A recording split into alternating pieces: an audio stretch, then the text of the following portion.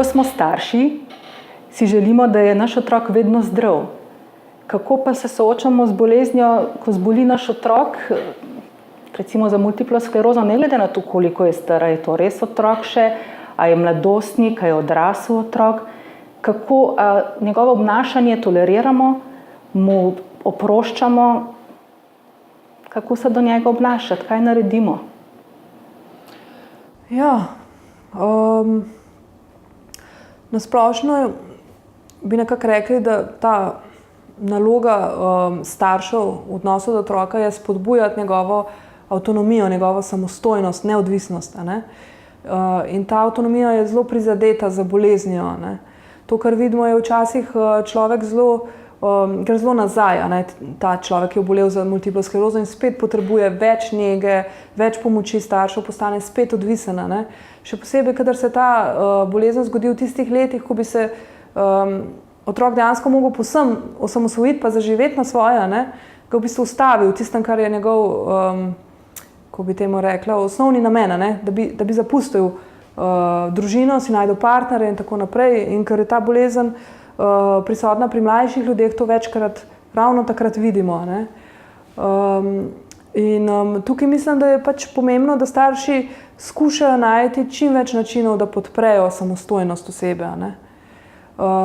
Zdaj, kako točno, mislim, da je za starša to zelo težko, ker starši preveč težijo k temu, da bi pomagali, da bi takoj skočili in tako naprej. Ne? Pri tem velikokrat ne gre za toleriranje, ampak gre mogoče lahko celo za neko pomilovanje. Ne? In to ponavadi vsi bolniki povejo, da jim je povsem odveč, ne? Da jim nič ne pomaga, da se zaradi tega počutijo kvečjemu slabše in ne boljše. Ne? In to mislim, da je res neka umetnost, kako najti način, da človeka podpremo, smo mu tista opora, kadar nas res on rabijo. Ne?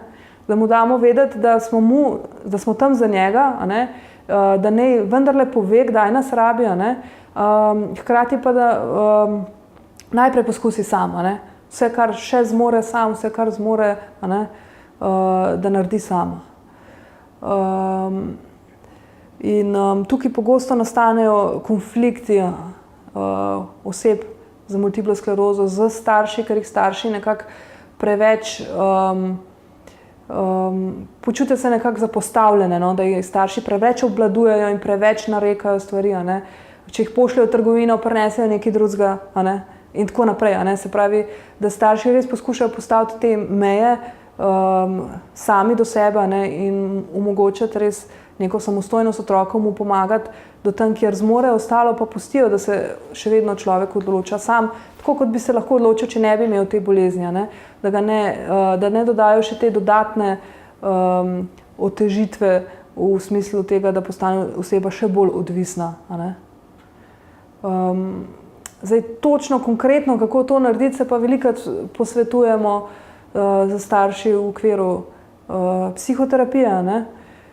Mislim pa, da je to tudi zelo dobra tema za kakšne skupine za starša, ne? Da bi si starši med sabo to povedali. Najbolj vam bo znal pa to povedati sama oseba z multiplo sklerozo. Ne? Tako da je tukaj zelo pomembna ta komunikacija, da res teče, ne? Da res sprašujemo se vedno, kako lahko pomagam, kako ga lahko poskušam, ne pa morim z nekimi nasveti in vtikanjem v stvari, ki mogoče so samo odvečno breme.